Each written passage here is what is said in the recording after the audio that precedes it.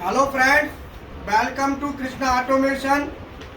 आज का हमारा टॉपिक है 7QC टूल्स। 7QC टूल्स क्या होते हैं और इंडस्ट्री में इनका क्या यूज है।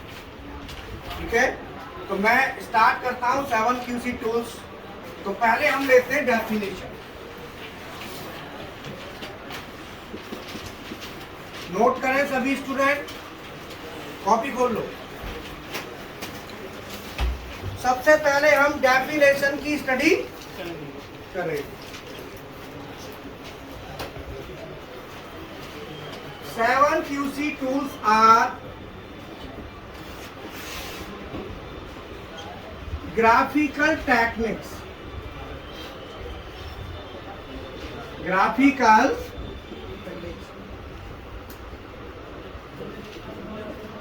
7QC tools are, देखो, graphical techniques used for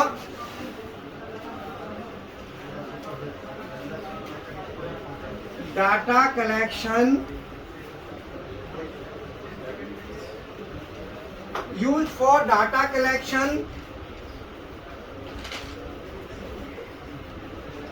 monitoring,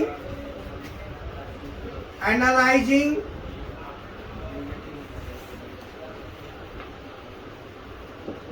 and controlling the problems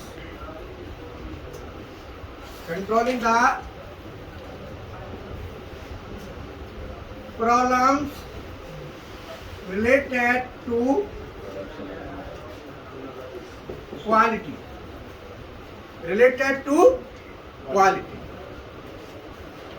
मतलब ये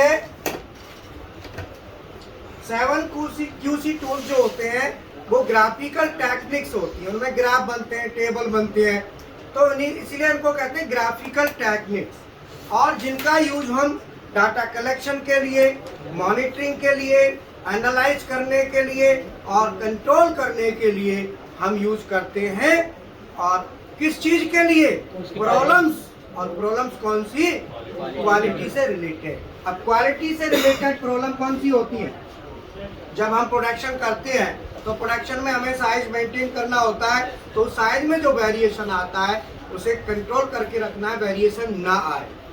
प्रोडक्शन में नाम रखा है क्वालिटी, लेकिन रियल में क्या है? प्रॉब्लम आ रही है, काय में आ रही है? प्रोडक्शन। तो वो प्रॉब्लम काय में आ रही है? प्रोडक्शन में। तो इसको हम कहते हैं 7QC टूल्स। 7QC टूल्स की अपनी बहुत ज्यादा रिक्वायरमेंट है, अपना बहुत महत्व है। कैसे? अब आपने कोई प्रोडक्ट बनाया, तो वो प्रोडक्ट आपका परफेक्ट है या नहीं है, सही है कि नहीं है। अगर वो गलत बन गया तो रिजेक्ट। तो यहाँ पे जो क्वालिटी यूज किया गया है, क्वालिटी का मतलब होता है ओके। क्वालिटी का मतलब क्या है? कि जो भी आप काम करें, पार्ट बनाएं, उसके डायमेंशन सभी ओके होनी चाहिए। यही क्वालिटी है। बताया था ना, customer satisfaction, requirement of customer को पूरा करना। अब कौन कौन से टूल होते हैं बताओ। पहला टूल कौन सा है? Number 1 check sheet. यहाँ से शुरू करो। Number 1 check sheet. पहला टूल है चेक शीट। चेक शीट जो होती है, इसका यूज क्या है? आप कोई भी काम करोगे तो पहले शीट में उसे भरोगे, yes, sir. है ना? तो आपके पास जैसे मान लो कोई डिफेक्ट आइटम है या डिफेक्टिव पार्ट है या ओके की क्वांटिटी है, इन सबको आप काय में भरोगे? चेक शीट में। काय में भरोगे? Check sheet. तो दूसरा टूल कौन सा है? Control chart. कंट्रोल चार्ट का यूज आप कहाँ करते हैं? कंट्रोल चार्ट का हम यूज करते हैं जब हमें SPC करनी हो। मतलब जब हमारा साइज दिया गया है डाया 40.0 प्लस माइनस 0.1 की टॉलरेंस है, हमें इस टॉलरेंस के अंदर काम करना है। तो हम कंट्रोल चार्ट का यूज करेंगे। तो कंट्रोल चार्ट का जब हम यूज करेंगे तो कंट्रोल चार्ट में हम क्या करते हैं, अपर लिमिट, लोअर लिमिट और मीन, ये तीन चीज के द्वारा कंट्रोल चार्ट बनता है, जिससे हमें कंट्रोल चार्ट की मदद से हमको प्रोसेस के वेरिएशन की स्टडी होती है कि प्रोसेस हमारा किस तरीके से वेरी कर रहा है। जैसे यहाँ पे मीन आ गया, अपर लिमिट आ गई और नीचे लोअर लिमिट। अगर हमारा इसमें जो कंट्रोल चार्ट बनेगा उसमें क्या है, क्वांटिटी लेते हैं, जैसे एक पीस हो गया, दूसरा, तीसरा, फोर्थ और 5, 1 2 3 4 एंड 5। अब पहला पीस मान लो हमारा साइज है 40, तो यहाँ पे 0 हो गया, तो 40 क्या है इसका बेस साइज। 40 क्या है बेस साइज हमारा 40 है।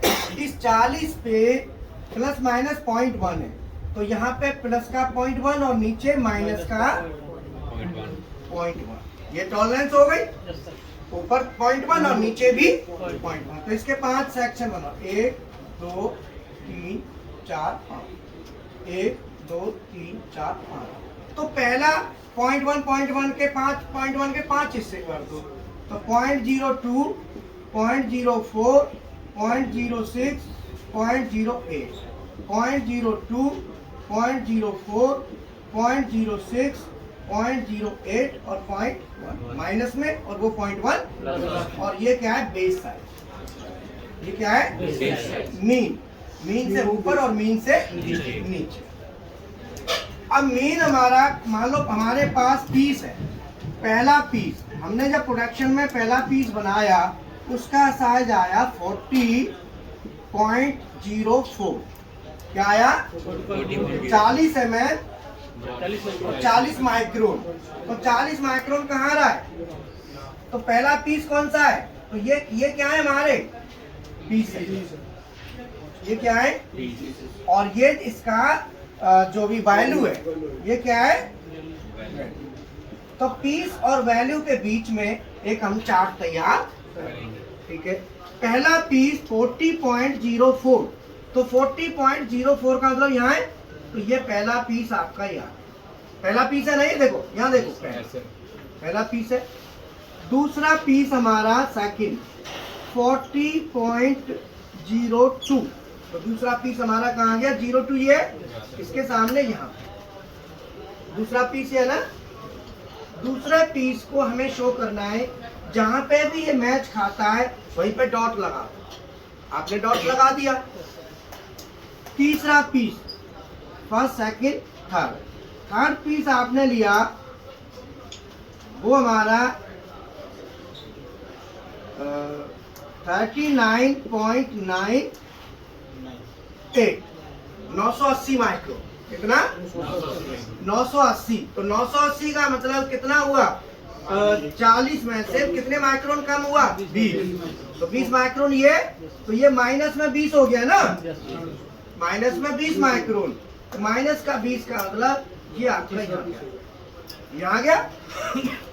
फोर्थ पीस आपका मान लो 39 या 40.00 कर लो, 40 पॉइंट, तो हमारा अगला पीस यहाँ पे आ गया। और नेक्स्ट पीस फिफ्थ पीस हमारा 40.06, ये पीस हमारा 6 का है, ठीक है। अब ये हमारे पांचों पीसों की हमने रीडिंग ले ली और चार्ट के अंदर उतार। हमें पता है कि हमारी अपर लिमिट ये है और लोअर लिमिट, अगर हमारे पीस इन लिमिट्स के अंदर हैं, अगर पीस हमारे इन लिमिट्स के अंदर हैं तो समझ लो ओके। तो हमको ये इनको क्या करेंगे, मिला देंगे ग्राफ, ऐसे मिलाया ऐसे मिलाया ऐसे मिलाया। और अब ये कंट्रोल चार्ट के हिसाब से अगर हम देखें तो हमारे जो पीस बन के आए, जो हमारी डायमेंशन वैल्यू आई है, जो एक्चुअल वो वैल्यू सही है, वैल्यू इसमें कोई दिक्कत तो नहीं है, ओके है ना, रिजेक्ट में। तो कंट्रोल चार्ट की मदद से हम इसको एसपीसी में यूज करते हैं, स्टैटिस्टिकल प्रोसेस कंट्रोल। हम काय में यूज करते हैं? Statistical process control. तो इस कंट्रोल चार्ट का जो सबसे ज्यादा यूज होता है वो यूज होता है number 1 MSA, measurement system analysis. कहाँ पे होता है? Measurement system analysis. और number 2 SPC, statistical process control. ये जो टूल है ये 5 कोर टूल में से आते हैं दोनों। तो मैं अगली क्लास में 5 कोर टूल भी बताऊंगा क्या होते हैं, एक शॉर्ट में बनाऊंगा वीडियो बन जाएगा, आपको एक्सप्लेनेशन हो जाएगा, फिर बाद में उसको ब्रीफ कर। तो MSA measurement system analysis, statistical process control, इन दोनों में हम कंट्रोल चार्ट का यूज करते हैं। बोलो क्लियर है? अगर ये लिमिट से बाहर चली जाती है तो रिजेक्ट है, रिजेक्ट है। तो वो हमें चार्ट में पता चल रहा है ना। तो अब ये दोनों क्या होते हैं? मेजरमेंट सिस्टम MSA का यूज क्या है? MSA को हम यूज करते हैं मेजरिंग वेरिएशंस को, मेजरमेंट सिस्टम वेरिएशन को कंट्रोल करने के लिए। MSA का यूज कहाँ होता है? मेजरमेंट सिस्टम के वेरिएशंस को कंट्रोल करना। मेजरमेंट सिस्टम है, वर्नियर है, माइक्रोमीटर है, इनके वेरिएशंस को कंट्रोल करना है। तो MSA, SPC ये प्रोसेस के वेरिएशन। तो ये SPC किसको कंट्रोल करता है? Process variation, control process variation. और ये कंट्रोल मेजरमेंट सिस्टम वेरिएशन। ठीक है, तो कंट्रोल कर रहा है ना। तो कंट्रोल किसके थ्रू? कंट्रोल चार्ट के थ्रू। तो कंट्रोल चार्ट का यूज इन दोनों में ज्यादातर वाइड यूज है। इन दोनों में SPC में हम कंट्रोल चार्ट के through CPK, X double bar chart, R chart, इसमें कंट्रोल चार्ट SPC में क्या करेंगे? X डबल बार चार्ट बनाएंगे ना? Yes sir. R चार्ट बनाएंगे। ये चार्ट सब जो चार्ट जो बनेंगे वो सब कंट्रोल चार्ट की मदद से बनेंगे। ठीक है, तो कंट्रोल चार्ट हमारा जो क्लास चल रही थी SPC, उसमें आज 7QC टूल्स आ गए, फिर आगे कंटिन्यू रहेगी, अगले वीक फिर देखेंगे, है ना। तो ये X डबल बार चार्ट और ये R चार्ट, ये दोनों इस कंट्रोल चार्ट से बने। तो कंट्रोल चार्ट क्लियर हुआ? ठीक है। अब तीसरा टूल मिटा दूं इसको।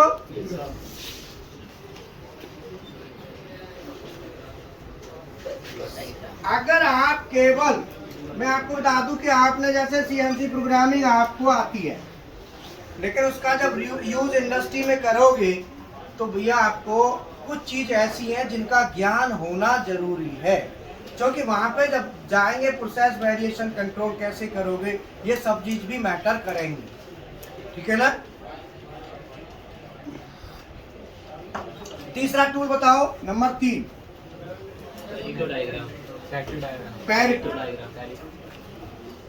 Pareto diagram.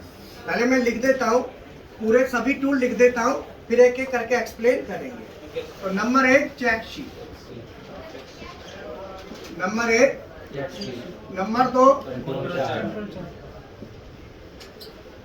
Control chart, number 3 Pareto diagram, number 4 histogram. नहीं सीरियल से चलो, histogram, Pareto diagram, scatter diagram, scatter diagram, number 5 histogram, stratification नहीं लेंगे, फ्लो चार्ट लेंगे। Effect diagram, cause and effect, cause and effect diagram, cause and effect diagram. ये 6 tool तो fix है। ये 6 टूल क्या है? ये तो अपनी जगह पे एकदम परफेक्ट है, लेकिन इनके साथ एक चलता है 7वां टूल। 7वें में कहीं कहीं फ्लो चार्ट लिखा जाता है और कहीं कहीं स्ट्रैटिफिकेशन। कहीं कहीं फ्लो चार्ट, फ्लो चार्ट होता है और कहीं कहीं स्ट्रेटिफिकेशन। स्ट्रेटिफिकेशन, इन दो में से एक चलता है 7वें नंबर, तब ये 7 होते हैं। तो मैंने आपको चेक शीट बता दिया, कंट्रोल चार्ट बता दिया। अब आता है पेरेटो। पेरेटो क्या है? पेरेटो चार्ट जो है ना, वो किसने डेवलप किया था? डी पेरेटो ने किया था ना, और वो इकोनॉमिस्ट थे। तो ये सुना, उन्होंने देखा कि जो हमारी पूरी पॉपुलेशन को देखा जाए, पूरी पॉपुलेशन, एक इकोनॉमिस्ट क्या करेगा? पॉपुलेशन देखेगा। तो उन्होंने देखा कि हमारी पूरी पॉपुलेशन में 20% ऐसे लोग हैं जो 80% को चला रहे हैं। 80-20 इसी में चलता है ना, 80-20 प्रिंसिपल। 80-20 प्रिंसिपल उन्होंने बनाया कि 20% है जो 80% को चला रहे हैं। तो उन्होंने कहा कि हम इसी चीज को, ऑटोमोबाइल इंडस्ट्रीज ने इसी 80-20 को इधर फोकस किया। बोला हम इधर कैसे अप्लाई करें इसको? तो ये होता है 80-20 प्रिंसिपल। 80-20 प्रिंसिपल होता है कि आप सबसे पहले जब हमारी प्रॉब्लम आती है, तो सबसे पहले जो प्रॉब्लम आती है तो हमको देखते हैं, हमें ये देखना है कि उनके कॉज क्या क्या है। मान लो हमारे 50 पीस रिजेक्ट हुए, कितने हुए? अगर हमारे रिजेक्ट जो पीस है वो 50 है, ठीक है, जिसमें से अकेले ही 15 पीस किसी एक कारण से रिजेक्ट है। प्रॉब्लम एक ही प्रॉब्लम है, उसकी वजह से पूरे के पूरे 15 पीस रिजेक्ट है। या 20 ले लो, 20 पीस, तो ये प्रॉब्लम क्या है? 1। और 10 पीस ऐसे हैं जो प्रॉब्लम 2 की वजह से रिजेक्ट, और 5 पीस ऐसे हैं जो प्रॉब्लम 3 की वजह से रिजेक्ट है। 25 ले लो इसको, 25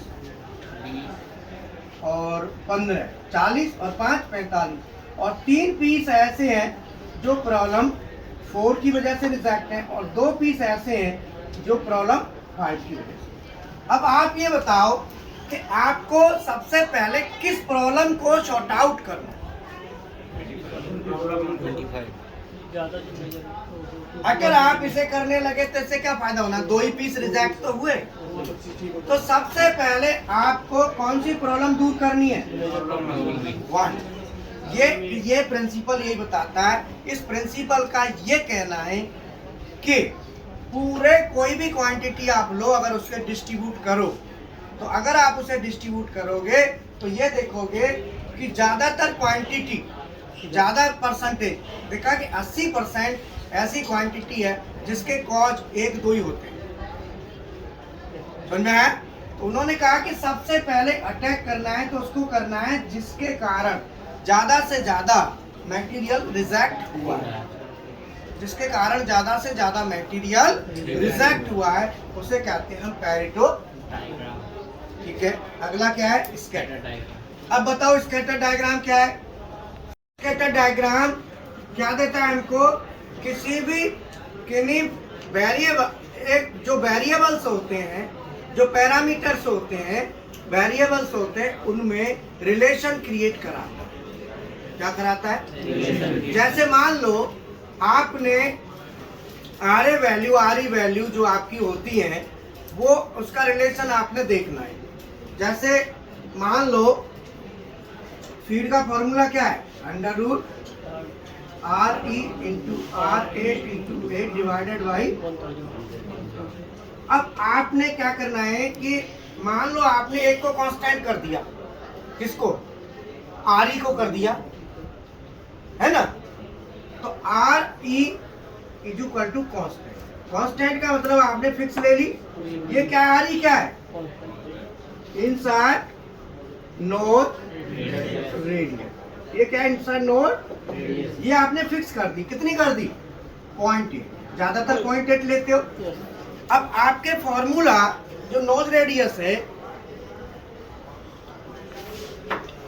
इसके हिसाब से फीड इज इक्वल टू, अगर मैं बात करूं फीड का स्क्वायर है ना, is equal to RE into RA into 8 divided by 1000।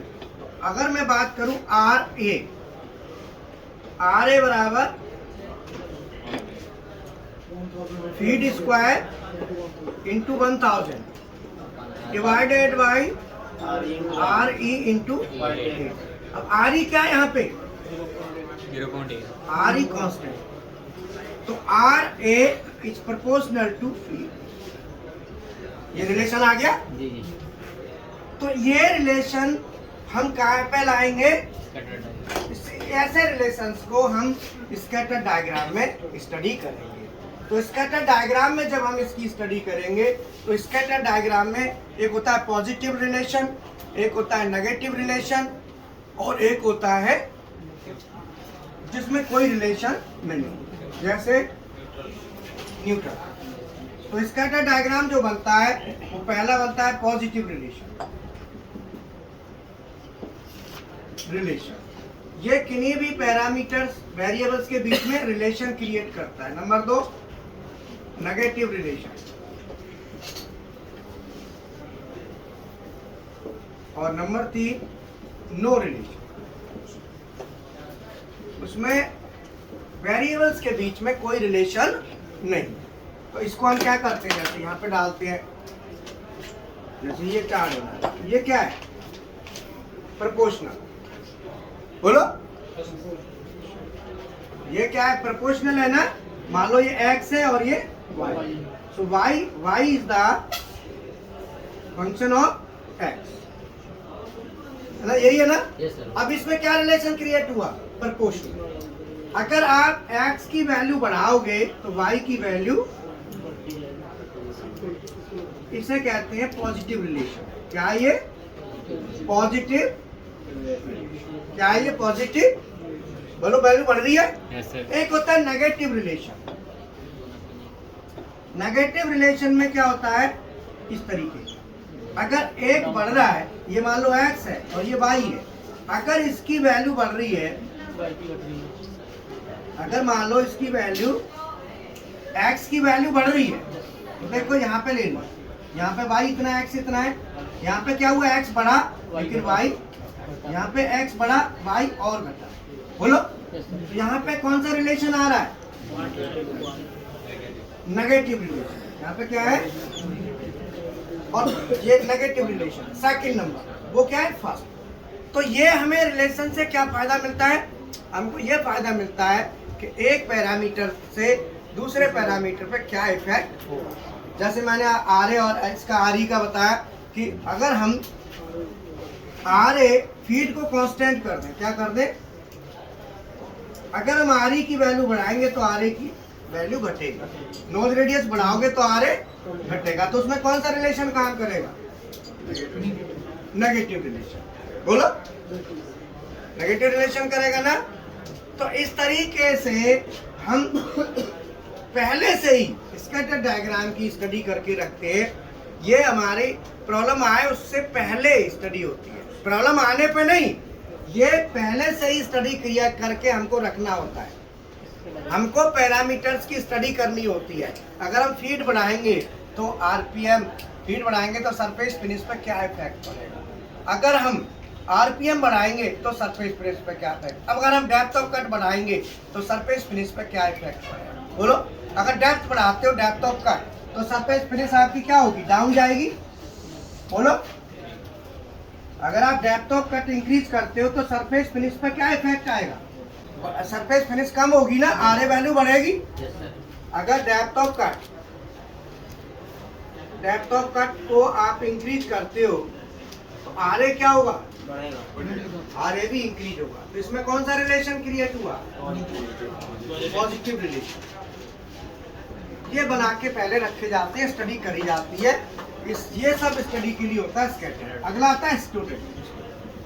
Histogram होता है जब हमारे पास बड़ी क्वांटिटी में डाटा है, और बड़ी क्वांटिटी में डाटा है और उसे छोटे छोटे इंटरवल में कन्वर्ट करना है, वहां पे हिस्टोग्राम का यूज होता है। बड़ी क्वांटिटी में डाटा है। Yes. तो बड़ी क्वांटिटी के डाटा को इकट्ठे को कैसे करोगे? मान लो एक क्लास है, कोई बच्चे पास हुए, रिजल्ट आया, तो अब मान लो सब बच्चे पास हुए, टोटल मान लो 100 बच्चे पास हुए।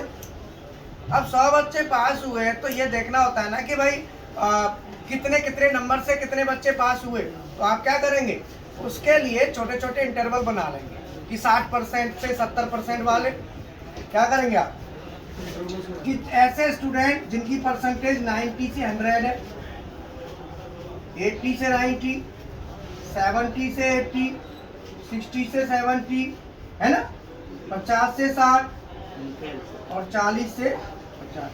अब आप इसमें रखेंगे। अब आप देखेंगे मान लो टोटल क्वांटिटी 100 है, तो आपको इसमें से 90 से 100 में जाके कितने हुए, मान लो 15 बच्चे पास, 80 से 90 में 20 बच्चे, 70 से 80 में मान लो 25 ले लो, इसमें ले लो 30, तो कितने हो गए, ज्यादा हो गए, 15 और 20 35 और 25 60 60 और 60 बचे 40, तो 10 इसमें ले लो, 20 ले लो, 15 ले लो ना, और 5, तो टोटल होगी ना परसेंटेज। अब आपको पता चला कि 90 से 100% के बीच में 15 पास है, तो आपको ये रहेगा ना कि हमारे बच्चों का क्राइटेरिया क्या है, इसको ये कब चाहिए, ये स्टडी करने के लिए हमको देखना है यार, हमारे मान लो जो डाटा है उस डाटा में ज़्यादा परसेंटेज के हमको क्या चाहिए, हमको ये परसेंटेज बढ़ानी है क्वांटिटी, इनमें हमारा काम क्या है, इसको बढ़ाने का है। अगर ये बढ़ेगी तब तो हमको फायदा है। तो इधर से उधर बढ़ाने के लिए तो हिस्टोग्राम का यूज हम बड़े डाटा को छोटे छोटे इंटरवल में कन्वर्ट करने के लिए किया जाता है। अगला कॉज एंड इफेक्ट डायग्राम, ये बहुत ज़्यादा जरूरी है। कॉज एंड इफेक्ट डायग्राम जो होता है ये इसलिए जरूरी है कि किस कारण से क्या इफेक्ट हो सकता है। अब कारण क्या क्या हो सकते हैं, बोलो, कॉज क्या क्या ऐसे कॉज है, अगर हम कैटेगराइज करें तो कौन कौन से कॉज होते हैं जिनकी वजह से इफेक्ट प्रॉब्लम आती है।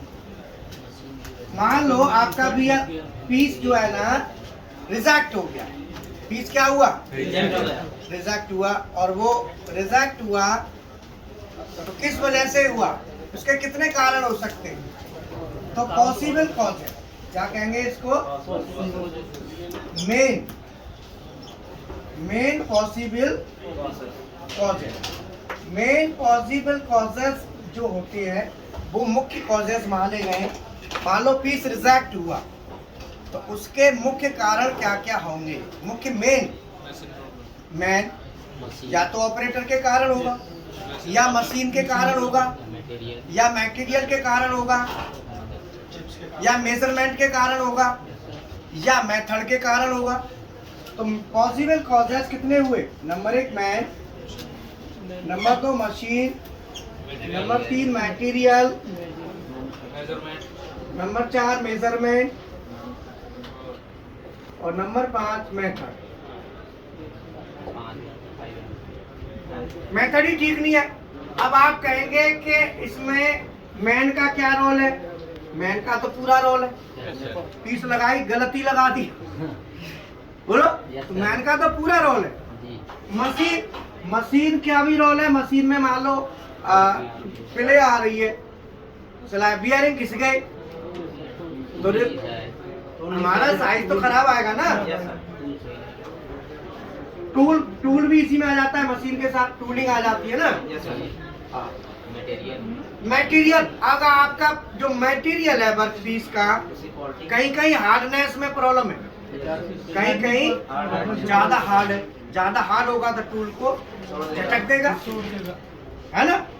तो मटेरियल हो गया, तो जिस मटेरियल में हार्डनेस ऐसा हो सकता है ना, कहीं ज्यादा कहीं कम ऐसा हो जाता है। मेजरमेंट में क्या है, मेजरमेंट में कैसे होगी, मेजरमेंट में कैसे आई होता हो? हाँ, अगर हमारे मेजरमेंट सिस्टम में ही प्रॉब्लम है, वर्नियर में ही एरर है, तो भैया प्रॉब्लम तो आएगी। Yes sir. मेजरमेंट क्रिएट कर रहा है ना प्रॉब्लम को, तो इसीलिए मेजरमेंट जरूरी है और मेथड। हाँ, कैलिब्रेशन होना जरूरी है मेजरमेंट के लिए, और मेथड जो आपने मेथड अडॉप्ट कर रहे हैं, हो सकता है उसी में प्रॉब्लम हो। हम ना कोई चीज का मेथड बनाते कि हमको ये ऐसे करना है, जरूरी थोड़ी है वो मेथड परफेक्ट हो। मेथड को इम्प्रूव करो। तो ये क्या है, पॉसिबल कॉजेज हैं, man, machine, material, method, measurement, ये सब कारण है, इनमें से कोई न कोई होगा। तो उस समय हम क्या करते हैं कि ये सबसे ज्यादा, इस डायग्राम का दूसरा नाम क्या है, किसने डेवलप किया था? Cause and effect diagram. बोलो।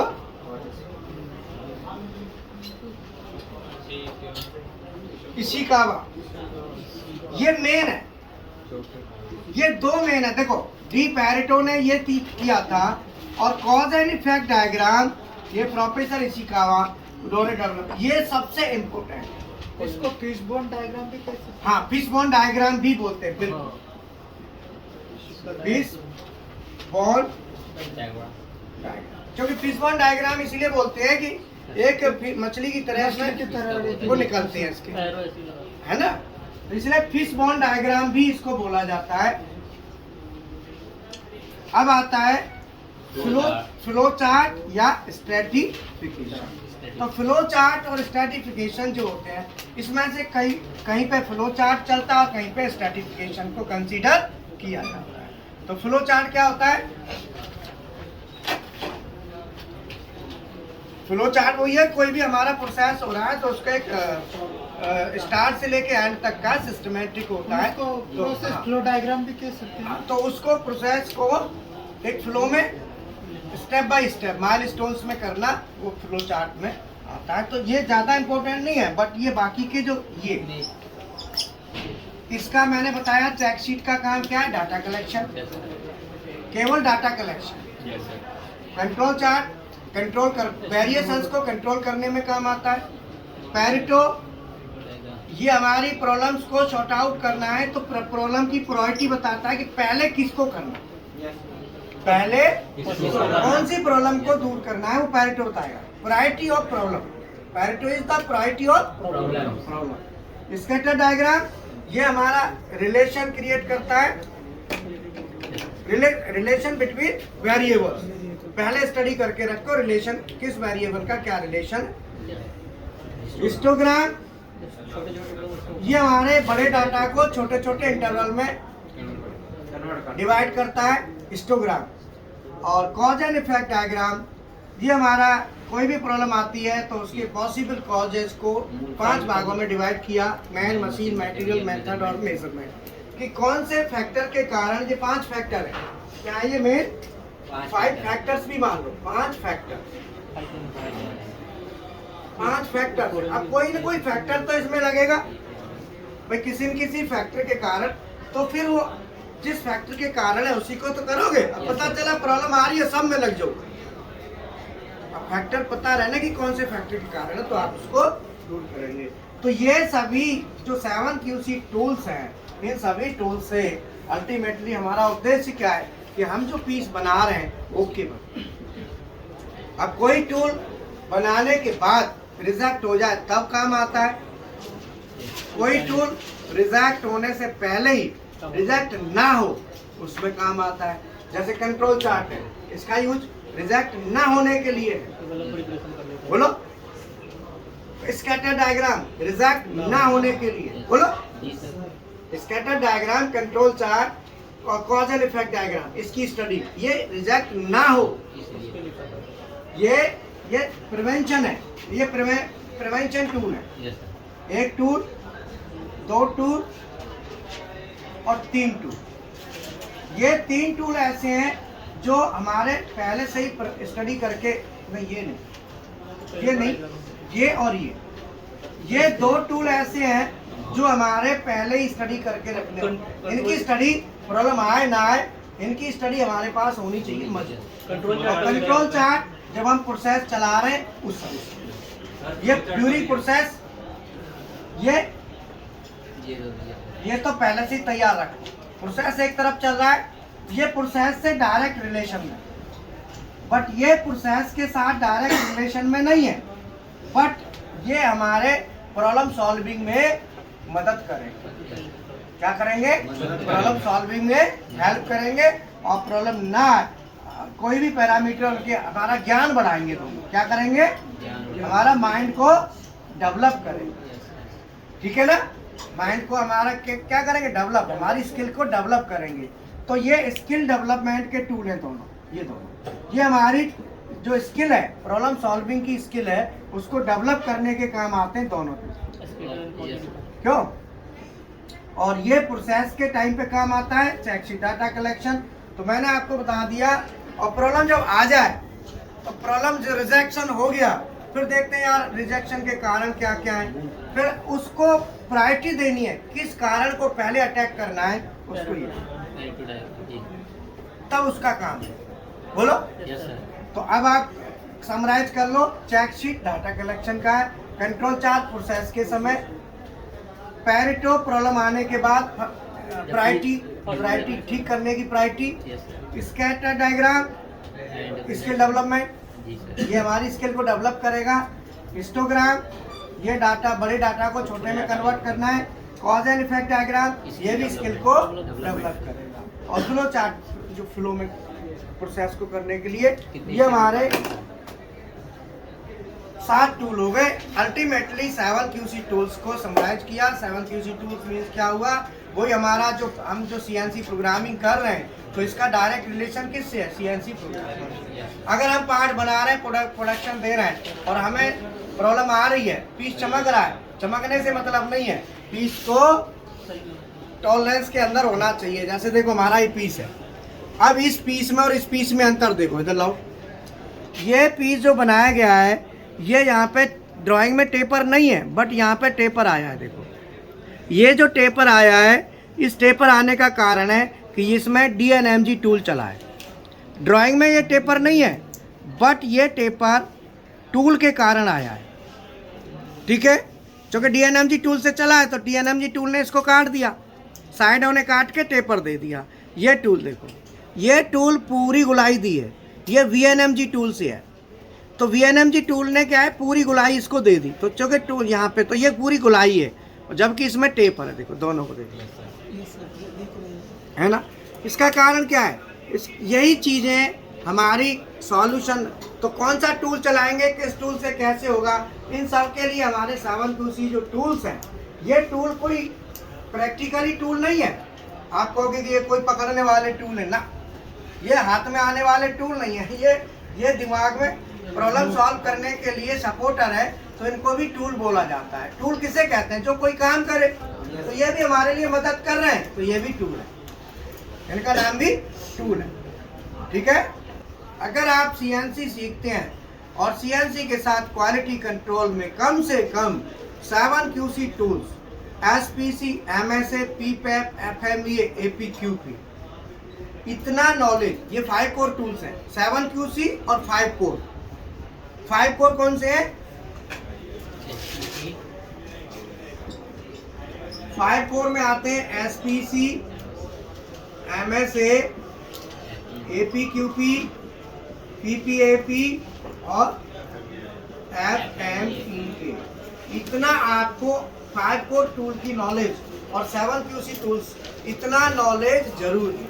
अगर आप इतने नॉलेज के साथ इंटरव्यू में उतरते हो, तो सामने वाला आपसे संतुष्ट होगा, कहेगा कि इसे सब पता है, ये काम करेगा। तो इसके बात करने से, इसके एक्टिव से नॉलेज से, उसकी नॉलेज से ये जरूर कंफर्म होता है कि ये प्रोडक्शन जो भी देगा, बेशक थोड़ी बहुत कम देगा, लेकिन ओके देगा, ये रिजेक्ट नहीं होने देगा, ये कंफर्म होता है इससे। ठीक है? तो ये हमारे CNC BMC दोनों थ्योरी प्रैक्टिकल 4000 रुपये में जैसे हम बताते हैं, 1000 रुपये और देते हैं तो industrial drawing GD&T surface roughness और ये सब आ जाता है उसमें 1000 रुपये में। और अगर 500 रुपये और देते हो तो डेल कैम और ऑटो कैड। तो टोटल 5000 और 6000 के 2 पैकेज हैं। तो 6000 वाला ले लोगे तो सब बढ़िया रहेगा, कैड कैम भी हो जाएगा, मशीन में प्रैक्टिकल भी हो जाएगा। क्योंकि अच्छी ग्रोथ लेनी है तो CNC, BMC, CAD CAM, quality, macro, maintenance, ये सब का ज्ञान, ड्राइंग, ये सब जरूरी, तब आपकी ग्रोथ अच्छी जाएगी। Okay, thank you.